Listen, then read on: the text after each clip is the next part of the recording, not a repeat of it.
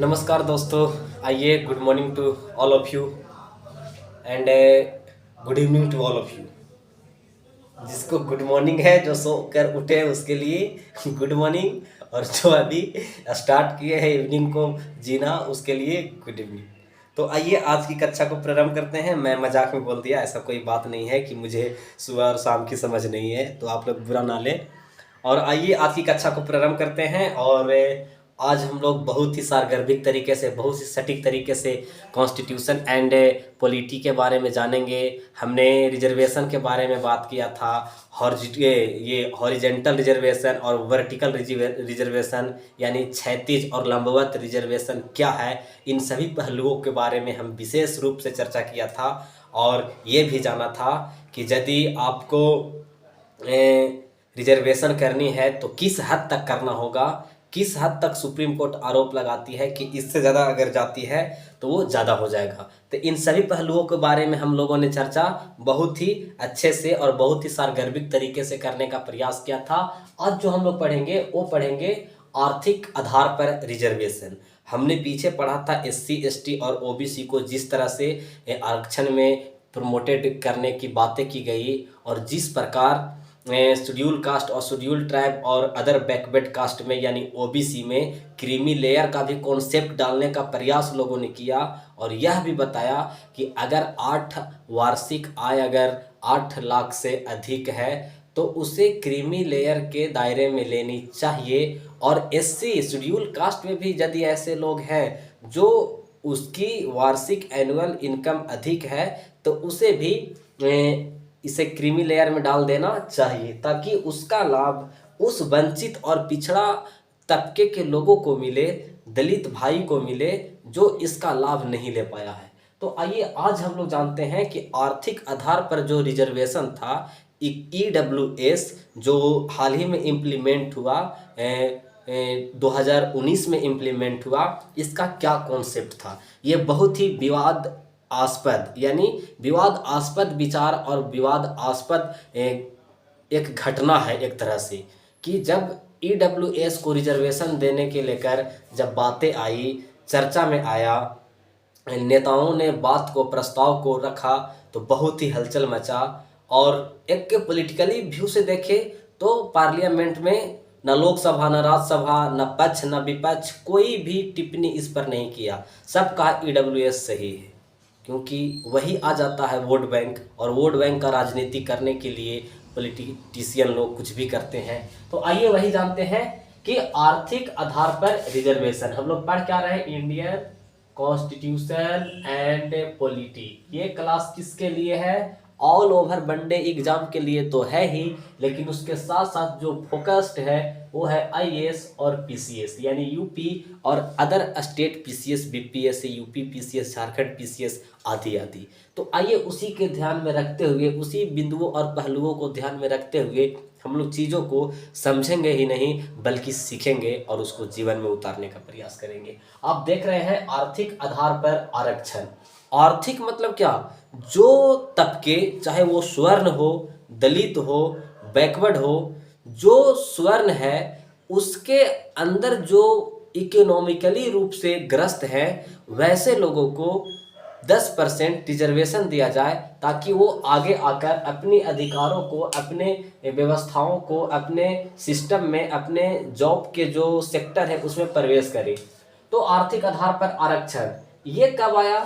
तो 2019 में 103 यानी 2019 में 103वां संशोधन कर, यानी 2019 में पार्लियामेंट के द्वारा 103वां कॉन्स्टिट्यूशन अमेंडमेंट एक्ट करके एक प्रावधान किया गया, और उसमें कुछ आर्टिकल जोड़े गए यानी अनुच्छेद जोड़ा गया। उस अनुच्छेद में विशेष तौर पर देखिएगा तो अनुच्छेद 15 का क्लॉज 6 यानी 15 का क्लॉज 6 जोड़ा गया, जिसमें प्रावधान क्या किया गया उस चीज को समझिए। उसमें प्रावधान किया गया कि शिक्षा संस्थाओं में अब चाहे तो वह सार्वजनिक हो या तो निजी हो। याद रखिएगा कि 103वां संविधान संशोधन करके 2019 में एक आर्टिकल जोड़ा गया आर्टिकल कोई अलग से नहीं बना, पहले से चला आ रहा था 15 का clause 1, clause 2, clause 3, clause 4, clause 5, अब बन गया क्लॉज 6। और उसमें बात किया गया, प्रावधान डाल दिया गया कि शिक्षा संस्थानों में वह सार्वजनिक हो या निजी हो, आर्थिक रूप से कमजोर वर्गों के लिए EWS जिसको कहते हैं, यानी आर्थिक रूप से कमजोर, EWS इकोनॉमिकली वीकर सेक्शन, यानी जो आर्थिक रूप से पिछड़ा है उसके लिए अधिकतम 10% जो सीटें हैं वो आरक्षित किए जाएंगे। आपको समझ में ये बात एकदम बिल्कुल आना चाहिए कि 103वां संविधान संशोधन करके 2019 में कॉन्स्टिट्यूशन में आर्टिकल में एक आर्टिकल जोड़ा गया, और वो आर्टिकल क्या था, तो 15 का क्लॉज कितना 6, पहले से चला आ रहा था 15 का clause 1, clause 2, clause 3, clause 4, clause 5, अब एक क्लॉज 6। और क्लॉज 6 में क्या बातें की गई वो मैं आपको बताया। तो आपको याद रखना होगा कि आर्थिक आधार पर आरक्षण का कॉन्सेप्ट कैसे आता है। तो 103वां संविधान संशोधन किया गया पार्लियामेंट के द्वारा 2019 में, उस समय चुनाव भी होने वाला था, तो इसी का फायदा पॉलिटिशियन भी उठा लेते हैं, क्योंकि उसको वोट चाहिए। तो 10% अगर देते हैं किसी लोगों को तो उसका एक बहुमत है, उसकी एक संख्या है, तो उसका बहुमत सीधे वोट बैंक बनता है। और ना विपक्ष बोला ना पक्ष बोला, क्योंकि वोट तो सबको चाहिए। और इसी संशोधन के तहत अनुच्छेद जोड़ा गया 15 का क्लॉज 6, इसमें कहा गया कि आर्थिक रूप से कमजोर वर्गों के लिए अधिकतम 10% की जो सीटें हैं वो आरक्षित किया जा सकता है। तो आपको यहाँ चीजें समझ में आ गई होगी, यानी EWS के लिए कितना परसेंट आरक्षित होगा सीट, 10% आरक्षित होगा। आगे देखिए, तो याद रखिएगा, लेकिन इसमें और कुछ बातें की गई कि यह आरक्षण वर्तमान समूह के दिए जा रहे से अतिरिक्त होगा, यानी जो ये 10% रिजर्वेशन मिला EWS के लिए, वो जो रिजर्वेशन होगा ऐसा नहीं कि जो पहले से चले आ रहे हैं उसमें काउंट किया जाएगा, यानी वही लिखा, यह आरक्षण वर्तमान समूह के दिए जा रहे से अतिरिक्त होगा। यानी जो SC को जो अभी मिल रहा है 15%, ST को जो मिल रहा है 7.5%, OBC को 27%, इन सब से ये क्या होगा, भिन्न होगा। आगे कहा अल्पसंख्यक शिक्षा संस्थानों पर यह लागू नहीं होगा, यानी माइनॉरिटी जो इंस्टीट्यूशन है, माइनॉरिटी इंस्टीट्यूशन में ये सारे व्यवस्थाएं और ये कंडीशन चीजें लागू नहीं होंगी। आगे देखिए, EWS कौन है, इसका निर्धारण कौन करेगा कि EWS कौन है। तो EWS में कौन व्यक्ति आता है उसको निर्णय करने का जिम्मेवारी किसको दिया गया, तो राज्य को दिया गया। यानी सुप्रीम कोर्ट ने यह आदेश दिया कि EWS के दायरे में कौन आता है उसका रिपोर्ट कौन देंगे, राज्य करेगा। कौन करेगा, राज्य करेगा। उसका निर्धारण कौन करेगा, राज्य करेगा। तो आपको यहाँ पर ये चीजें बातें समझ में आनी चाहिए। तो मैं उम्मीद करता हूं कि इतना आपको समझ में आया होगा, और इसको मैं एक बार फिर बोलूंगा लास्ट में, लेकिन अभी आपको यहाँ तक चीजें समझ में आना चाहिए। यह आरक्षण वर्तमान समूह को दिए जा रहे आरक्षणों से अतिरिक्त होगा, अल्पसंख्यक शिक्षा संस्थानों में यह लागू नहीं होगा। और EWS कौन है इसका निर्धारण कौन करेगा, राज्य करेगा। यदि आप बिहार के हैं तो बिहार का जो राज्य है वो राज्य आपको तय करेगा कि EWS के अंतर्गत कौन आते हैं, कौन इकोनॉमिक रूप से सेक्शन वीकर रह गया है उसको फुलफिल करने का प्रयास करेंगे। इसी के तहत आगे जो जोड़ा गया अनुच्छेद क्लॉज 16 का अनुच्छेद 16 का क्लॉज 6 जोड़ा गया, यानी आर्टिकल 16 का क्लॉज 6 जोड़ा गया, जिसमें कहा गया कि EWS के लिए राज्य के अधीन नियोजन में अधिकतम 10% की सीटें आरक्षित की जा सकती है। समझ में आया बात। क्लॉज 15 का 6 में आर्टिकल 15 का यानी 15 का 6 में क्या कह रहा है कि शिक्षा संस्थाओं में, चाहे वो सार्वजनिक शिक्षा हो संस्था हो या निजी हो, उसमें आर्थिक रूप से जो कमजोर वर्ग है उसके लिए कितना सीटें आरक्षित किए जाएंगे, रिजर्व किए जाएंगे, तो 10%। और सेम फिर वही कह रहा है आर्टिकल 16 के क्लॉज 6 में कि इकोनॉमिक रूप से वीकर यानी EWS के लिए राज्य के अधीन, यानी राज्य के जो सेक्टर होंगे, जॉब के सेक्टर होंगे, उसमें 10% का जो सीटें हैं रिजर्व किए जा सकते हैं। तो ये चीज समझ में आया होगा।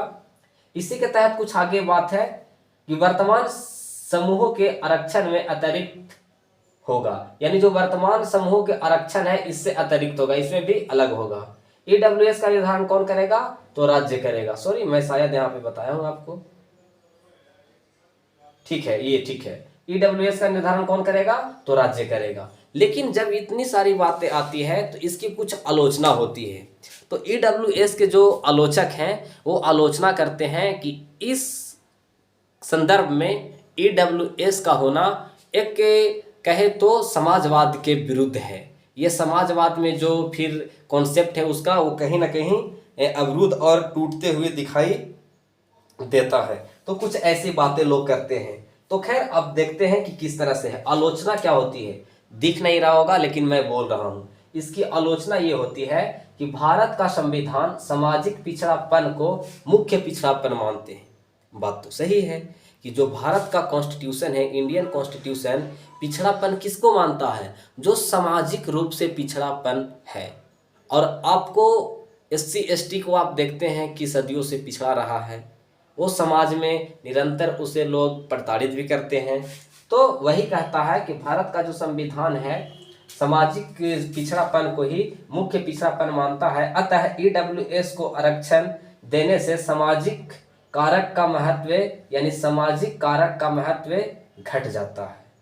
यानी यदि आप सामाजिक पिछड़ापन को मुख्य पिछड़ापन माना गया है और यदि उसके बाद भी ईडब्ल्यूएस को आप रिजर्वेशन देते हैं तो देने से सामाजिक कारक क्या होते हैं कि सामाजिक कारक का महत्व घट जाता है और समाज में कहीं ना कहीं अवरुद्ध की भावना चलने लगती है। उसी प्रकार आगे देखिए अगला आलोचक क्या कहते हैं।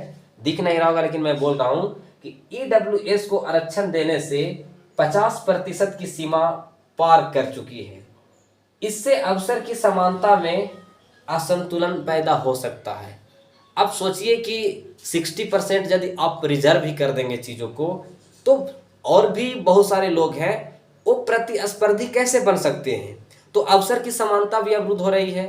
तो आलोचकों का ये सारे तर्क है कि कॉन्स्टिट्यूशन जो है सामाजिक पिछड़ापन को मुख्य पिछड़ापन मानता है, जबकि दूसरा तर्क ये दे रहा है आलोचक कि ईडब्ल्यूएस को 10% रिजर्व करने से क्या होता है कि 50% की आरक्षण का जो सीमा है वो पार कर रहा है, जिससे अवसर की समानता की कहीं ना कहीं महत्व घट जाती है।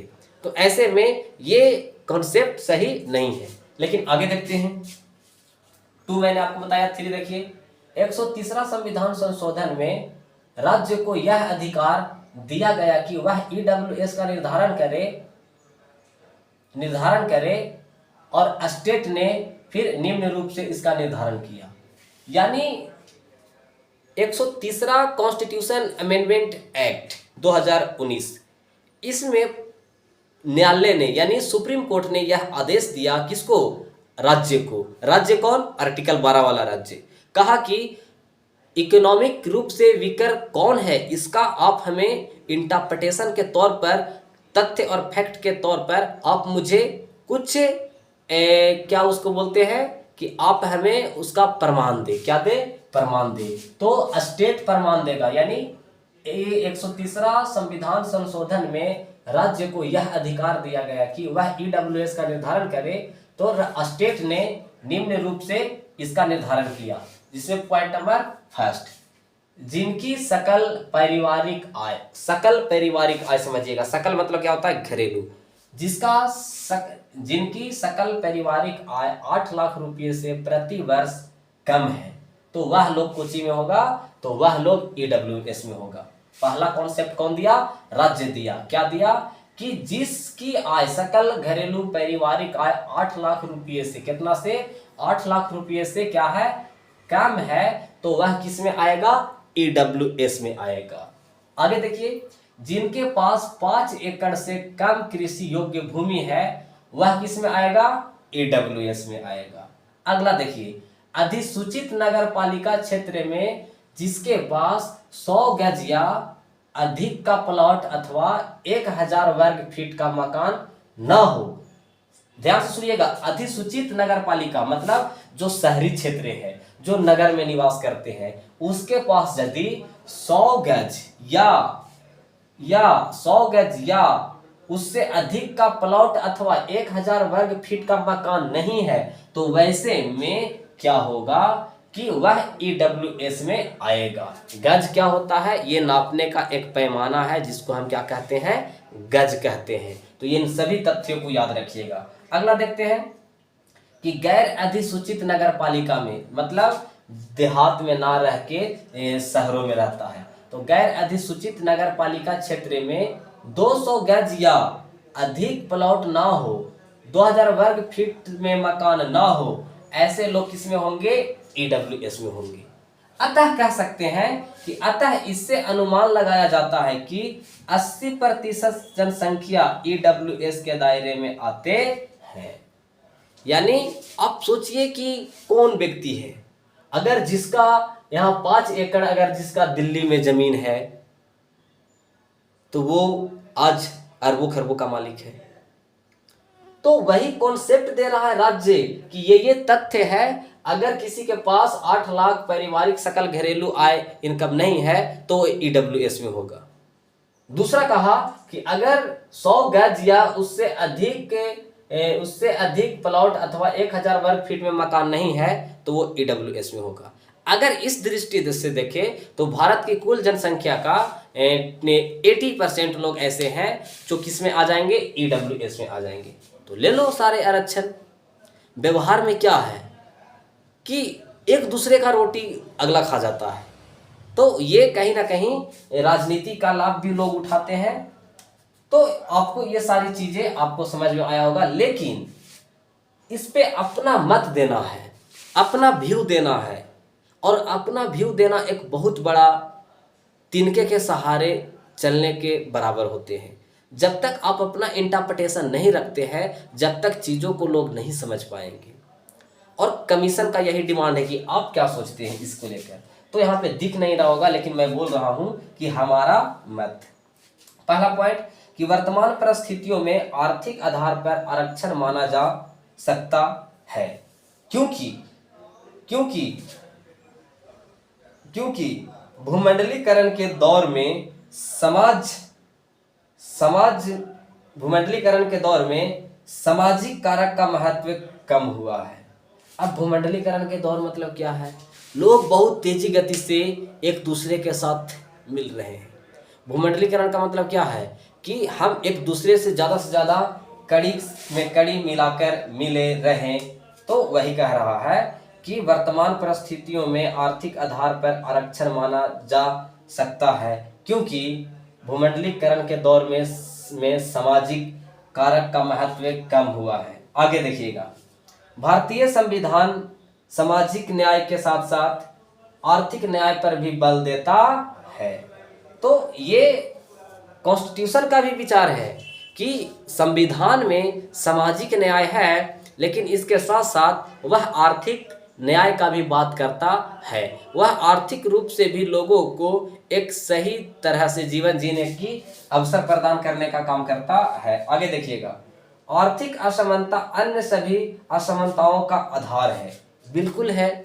यदि आपकी आर्थिक अवस्था ठीक हो जाती है तो समाज में, सोसाइटी में आपका एक अलग रुतबा हो जाता है, एक अलग पर्सनालिटी मेंटेन करते हैं। तो वही कह रहा है कि आर्थिक असमानता अन्य असमानताओं का आधार है। बिल्कुल सही बात।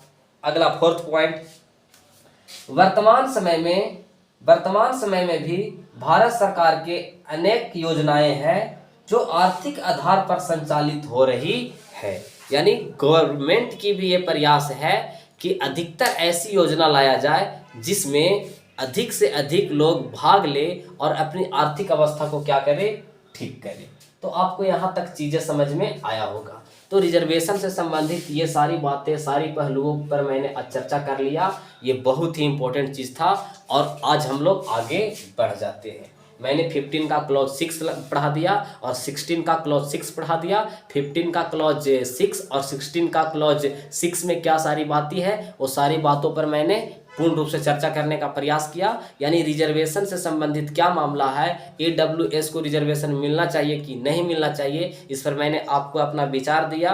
तो लास्ट में आप कह दीजिएगा कि मिलना चाहिए, क्योंकि जिस प्रकार आप SC ST OBC में देखें कि चीज़ों को कहें नहीं सही है, तो इसमें भी सही ठहराना होगा आपको किसी विचारधारा का पूर्वाग्रही नहीं बनना होगा। आइए आगे देखते हैं। अनुच्छेद 17 यानी 17। अनुच्छेद 17 आर्टिकल 17 क्या कहता है कि अस्पृश्यता का अंत यानी अनटचेबिलिटी का क्या हो, खात्मा हो। यानी यदि आप किसी के साथ में अनटचेबिलिटी करते हैं तो वो कहीं ना कहीं आप दोषी पाए जाएंगे और उसके लिए सजा का प्रावधान संविधान में पूर्ण रूप से पूर्ण तौर पर की गई है। तो अस्पृश्यता विधि के अनुसार दंड होगा, यानी विधि मतलब क्या, कानून। और जो कानून बना हुआ है कि आप अनटचेबिलिटी करते हैं किसी के साथ, तो ऐसे में आपको इस तरह की प्रावधान के तहत आपको सजा दी जाएगी। तो आपको ये सारी बातों को याद रखना है। संविधान में क्या बातें हैं उसको जानते हैं कि राइट टू कॉन्स्टिट्यूशन यानी कॉन्स्टिट्यूशन में क्या लेटर लिखा है, उस सभी बिंदुओं पर चर्चा करते हैं। कि संविधान परिभाषित नहीं करता है, यानी अस्पृश्यता का क्या विस्तार होना चाहिए इसके बारे में संविधान का कोई ओपिनियन नहीं है, कॉन्स्टिट्यूशन का ओपिनियन नहीं है। सिर्फ और सिर्फ ये है कि अस्पृश्यता अगर किसी से आप करते हुए पाए जाते हैं और उसका सारा वीडियो रिकॉर्डेड आदि तथ्य प्रमाण आप देते हैं तो आप पर कार्रवाई हो जाएगी। आगे देखते हैं। इसका कोई अपवाद नहीं है, 17 का कोई अपवाद नहीं है कि इस कंडीशन में ऐसा भी हो सकता है। यदि आपने ऐसा किया है तो आप सजा योग्य है। आगे देखिएगा। अस्पृश्यता एक दंडनीय अपराध है, इसका निर्माण संसद के द्वारा होता है। अब अस्पृश्यता एक अपराध है, दंडनीय कानूनन अपराध है, जिसका निर्माण कौन करेगा, संसद करेगा। तो याद रखिएगा ये सारी पहलुओं को। संसद ने अस्पृश्यता निवारण अधिनियम 1955 पारित किया है, जिसमें आपको समझना होगा संसद क्या किया कि 1955 में संसद ने अस्पृश्यता निवारण अधिनियम पारित किया, यानी इसी को बोलते हैं prevention of atrocities on SC ST, जिसे आप क्या बोल देते हैं, कभी कभी हरिजन एक्ट बोलते हैं। हरिजन एक्ट आपने सुना होगा। हरिजन एक्ट का मतलब ही है कि आप चीज़ों को नहीं समझते हैं और यदि आप हरिजन बोलते हैं तो हरिजन बोलना भी आज के डेट में उचित नहीं है। हरिजन शब्द का प्रयोग सबसे पहले कौन किया था, बाबा ठाकरे नाम का एक व्यक्ति था। PT में ये बात पूछी जाती है कि कौन था जो सर्वप्रथम हरिजन शब्द का प्रयोग किया था, तो ठाकरे, बाबा ठाकरे थे। वही ठाकरे साहब ये हरिजन शब्द का प्रयोग किए थे। हरिजन मतलब क्या, हरि मतलब भगवान और जन मतलब लोग, यानी जो हरिजन है वो भगवान के बच्चे हैं, भगवान के द्वारा है। अब जब इस तरह के बातें बोले थे तो उनका सोच क्या था, उसके सोच के आधार पर डिपेंड करता है कि उसका क्या कोई वो पूर्वाग्रही थे या क्या हरिजन बोल के किसी की भावनाओं को प्रताड़न करना था या आहत करना था, तो ये उन पे डिपेंड करता है। लेकिन उतना बड़ा आदमी उस समय काल में यदि बोला है तो बेसिक सी बात है कि हमें उसे सकारात्मक और पॉजिटिविटी में लेना चाहिए, हम उसे नकारात्मक ना कहें। हालांकि आज हरिजन का मतलब बहुत सारे फैक्ट और तथ्य निकलते रहते हैं कि हरिजन का मतलब ये होता है, हरिजन का मतलब एक गाली होता है।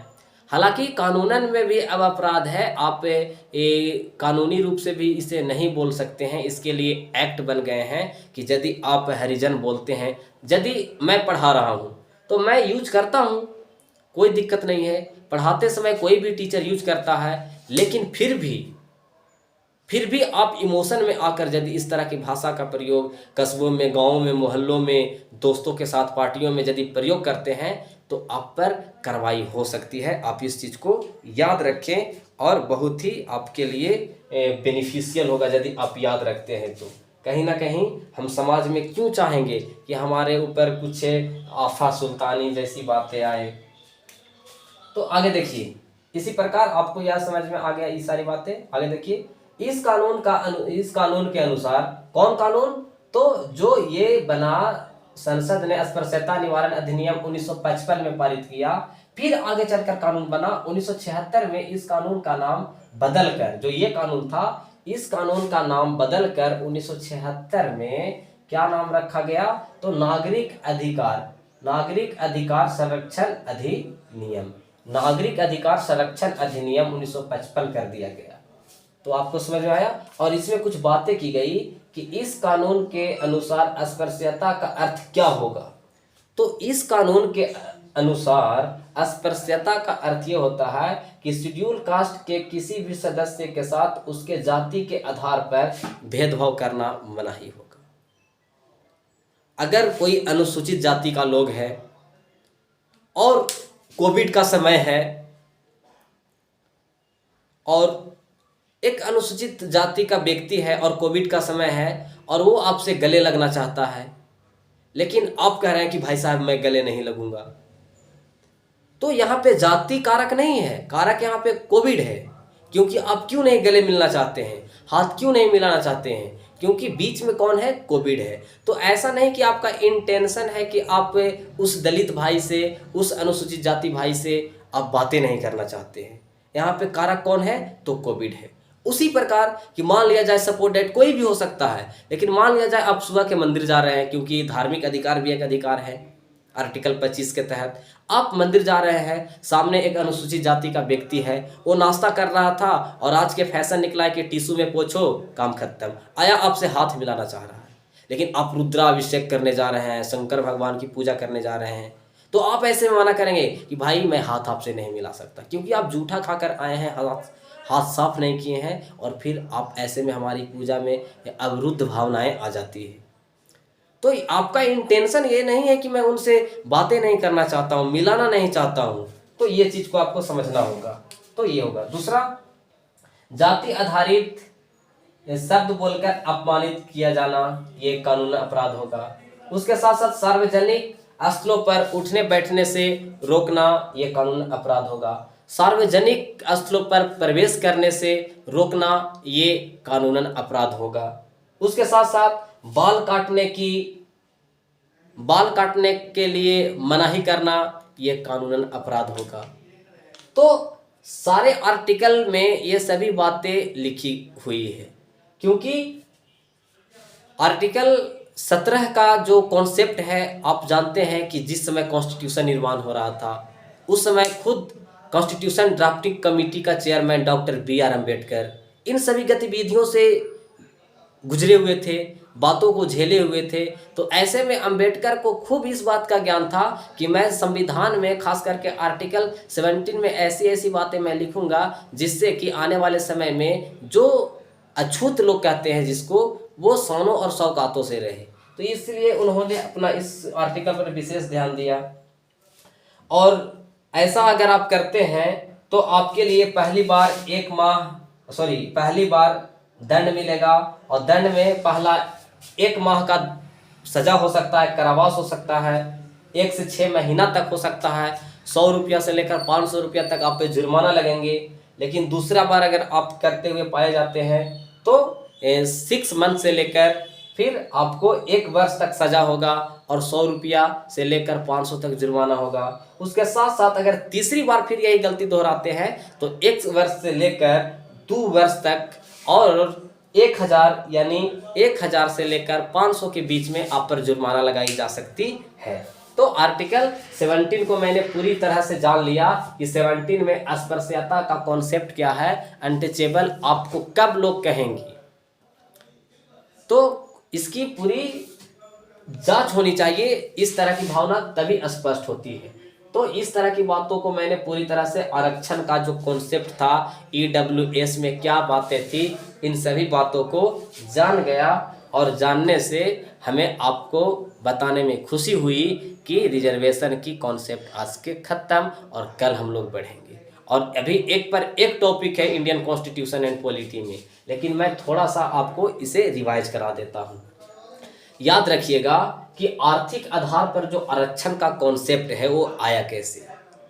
तो आर्थिक आधार पर जो रिजर्वेशन का कॉन्सेप्ट है वो आया 103वां संविधान संशोधन 2019 के तहत पार्लियामेंट के द्वारा। उसमें कुछ आर्टिकल जोड़ा, जैसे में 15 का क्लॉज 6 इसमें प्रावधान किया गया कि शिक्षा संस्थाओं में, अब वो शिक्षा संस्था चाहे तो सार्वजनिक हो वो निजी हो, चाहे तो वो निजी हो या सार्वजनिक हो, उसमें ईडब्ल्यूएस को यानी इकोनॉमिक रूप से जो ग्रसित लोग हैं उसको 10% सीटें जो है रिजर्व किए जा सकते हैं। याद हुआ? तो एक बार और चीज़ों को समझने का प्रयास कीजिए। मैं बता रहा हूँ आर्थिक आधार पर आरक्षण सही है या गलत है, मैंने बताया, लेकिन मैं आपको रिवीज कराते समय आपको मैं ये बता देता हूँ कि आर्थिक आधार पर जो आरक्षण है वो आया कैसे।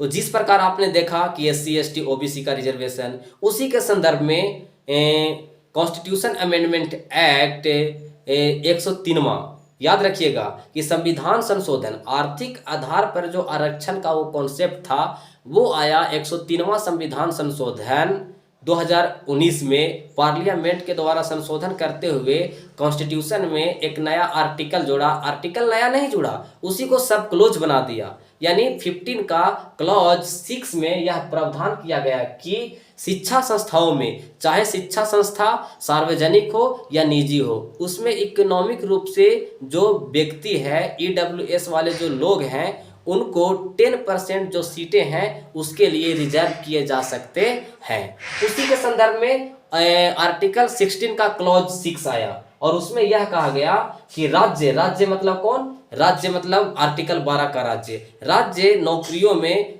ईडब्ल्यूएस के लिए 10% सीट रिजर्व कर सकता है। मुलाकात होगी अगले क्लास में। Thank you all of you.